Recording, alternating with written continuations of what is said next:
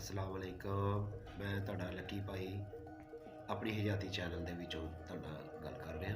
ਠੀਕ ਹੈ ਨਾ। ਅੱਜ ਦਾ ਜਿਹੜਾ ਵਾਕਿਆ ਹੈ ਇੱਕ ਮੇਰੇ ਬਹੁਤ ਅਜ਼ੀਜ਼ ਦੋਸਤ ਦੇ ਨਾਲ ਹੋਇਆ ਸੀ। ਉਹ ਤੁਹਾਡਾ ਮੈਂ ਸ਼ੇਅਰ ਕਰਨਾ ਚਾਹੁੰਦਾ ਕਿ ਤੁਹਾਡਾ ਸ਼ੇਅਰ ਕੀਤਾ ਜਾਏ ਕਿ ਉਹ ਨਾ ਆਪਣੀ ਫੈਮਿਲੀ ਦੇ ਨਾਲ ਮੋਟਰਸਾਈਕਲ 'ਤੇ ਨਾ ਆਪਣੇ ਨਾ ਕਿਸੇ ਰਿਸ਼ਤੇਦਾਰਾਂ ਦੇ ਘਰ ਜਾ ਰਿਹਾ ਸੀ। ਠੀਕ ਹੈ। ਅਤੇ ਜਾ ਰਿਹਾ ਸੀ ਅਤੇ ਰਸਤੇ ਜਾਂਦੇ ਹੋਏ ਨਾ ਮੋਟਰਸਾਈਕਲ ਦੀ ਅਚਾਨਕ ਹੋ ਗਈ ਬੰਦ ਹੋ ਗਈ। ਹੁਣ ਉਹਨੇ ਦੇਖਿਆ ਕਿੱਕਾਂ ਛਿੱਕਾਂ ਮਾਰੀਆਂ ਅਤੇ ਗਰਮੀਆਂ ਦਾ ਮੌਸਮ ਫੁੱਲ ਗਰਮੀ ਆ, ਲਾਗੇ ਲਾਗੇ ਸਟਾਫ ਵੀ ਕੋਈ ਨਹੀਂ। ਕਿੱਕਾਂ ਛਿੱਕਾਂ ਨੇ ਮਾਰੀਆਂ ਕਾਫੀ, ਮਤਲਬ ਕਿ ਇੱਕ ਬੱਚਾ ਅੱਗੇ ਬਿਠਾਇਆ ਸੀਗਾ ਅਤੇ ਪਿੱਛੇ ਬੇਗਮ ਬੈਠੀ ਸੀ ਅਤੇ ਪਿੱਛੇ ਇੱਕ ਬੱਚਾ ਉਹਨੇ ਖੜਿਆ ਆ ਅਤੇ ਜਾ ਰਹੇ ਸੀਗੇ ਆਪਣੇ ਨਾਲ ਰਿਸ਼ਤੇਦਾਰਾਂ ਦੇ। ਅਤੇ ਗਰਮੀ ਦੇ ਵਿੱਚ ਮੋਟਰਸਾਈਕਲ ਖਰਾਬ ਹੋ ਗਈ, ਯਕਦਮ ਬੰਦ ਹੋ ਗਈ। ਅਤੇ ਕਿੱਕਾਂ ਮਾਰ ਥੱਕ ਗਿਆ ਉਹਨੇ। ਕਹਿੰਦੇ ਦੇਖਿਆ ਉਹਨੇ ਪਲੱਗ ਖੋਲ੍ਹਿਆ, ਪਲੱਗ ਖੋਲ੍ਹ ਕੇ ਜਿੰਨਾ ਕੁ ਉਹਨੂੰ ਪਤਾ ਸੀ ਉਹਨੇ ਕੀਤਾ, ਕਰਨ ਦੀ ਕੋਸ਼ਿਸ਼ ਕੀਤੀ, ਕਰੰਟ ਨਹੀਂ ਆ ਰਿਹਾ। ਹੁਣ ਨਜ਼ਦੀਕ ਤੋਂ ਨਜ਼ਦੀਕ ਵੀ ਜਿਹੜਾ ਹੈ ਨਾ, ਨਜ਼ਦੀਕ ਤੋਂ ਨਜ਼ਦੀਕ ਜਿਹੜਾ ਸਟਾਫ ਸੀਗਾ ਉਹ ਤਕਰੀਬਨ 1.5-2 ਕਿਲੋਮੀਟਰ ਸੀਗਾ।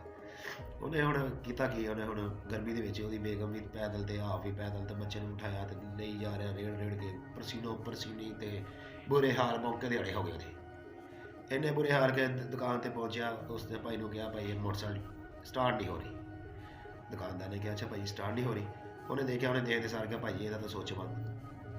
ਚਲੋ ਜੀ, ਉਹ ਉਹਨੇ ਦੇਖਿਆ ਕਿ ਸੁੱਚ ਕਿੱਦਾਂ ਬੰਦ ਹੋ ਗਿਆ। ਸੁੱਚ ਭਾਈ ਜੀ ਇਸ ਤਰ੍ਹਾਂ ਬੰਦ ਕਿ ਬੱਚਾ ਜਿਹੜਾ ਅੱਗੇ ਬੈਠਾ ਸੀ ਉਹਨੇ ਬੈਠੇ ਨੇ ਬੰਦ ਕਰ ਦਿੱਤਾ। ਚੱਲਦੀ ਮੋਟਰਸਾਈਕਲ ਦਾ ਸੁੱਚ ਉਹਨੇ ਬੰਦ ਕਰ ਦਿੱਤਾ ਅਤੇ ਮੋਟਰਸਾਈਕਲ ਉੱਥੇ ਹੀ ਬੰਦ ਹੋ ਗਈ। ਲੇਕਿਨ ਉਹ ਵਿਚਾਰੇ ਨੂੰ ਤਕਰੀਬਨ 1.5-2 ਕਿਲੋਮੀਟਰ ਇੱਕ ਚੱਲਣਾ ਪਿਆ। ਠੀਕ ਹੈ ਨਾ। 1.5-2 ਕਿਲੋਮੀਟਰ ਚੱਲ ਕੇ ਵਿਚਾਰਾ ਗਰਮੀ ਦੇ ਵਿੱਚ ਗਿਆ ਅਤੇ ਲੇਕਿਨ ਉਹ ਸੁੱਚ ਬੰਦ ਦੀ ਵਜ੍ਹਾ ਨਾਲ ਫਿਰ ਉਹਨੇ ਬੱਚੇ ਨੂੰ ਪੁੱਛਿਆ ਤੂੰ ਬੰਦ ਕੀਤਾ? ਉਹਨੇ ਕਿਹਾ ਹਾਂਜੀ ਪਾਪਾ ਜੀ ਮੈਂ ਬੰਦ ਕੀਤਾ ਸੀ। ਉਹਨੇ ਕਿਹਾ ਯਾਰ ਮੈਨੂੰ ਤਾਂ ਤੂੰ ਪਾਗਲ ਕਰ ਦਿੱਤਾ। ਕਿਸੇ ਟਾਈਮ ਇੱਕ ਛੋਟੀ ਜਿਹੀ ਬੱਚੇ ਦੀ ਵੀ ਸ਼ਰਾਰਤ ਜਾਂ ਮਤਲਬ ਉਹਦੀ ਨਾਦਾਨੀ ਸੀ, ਜਾਂ ਉਹਦੀ ਨਾਦਾਨੀ ਦੇ ਵਿੱਚ ਉਹਨੇ ਕੀਤਾ ਹੋਇਆ ਅਤੇ ਉਹਨੂੰ ਤਕਰੀਬਨ 1.5-2 ਕਿਲੋਮੀਟਰ ਗਰਮੀ ਦੇ ਵਿੱਚ ਰੇੜ ਕੇ ਲੈ ਕੇ ਜਾਣਾ ਪਿਆ। ਠੀਕ ਹੈ ਨਾ। ਇਸ ਤਰ੍ਹਾਂ ਵੀ ਕਦੀ ਹੋ ਜਾਂਦਾ। ਦੁਆਵਾਂ ਯਾਦ ਰੱਖਿਓ।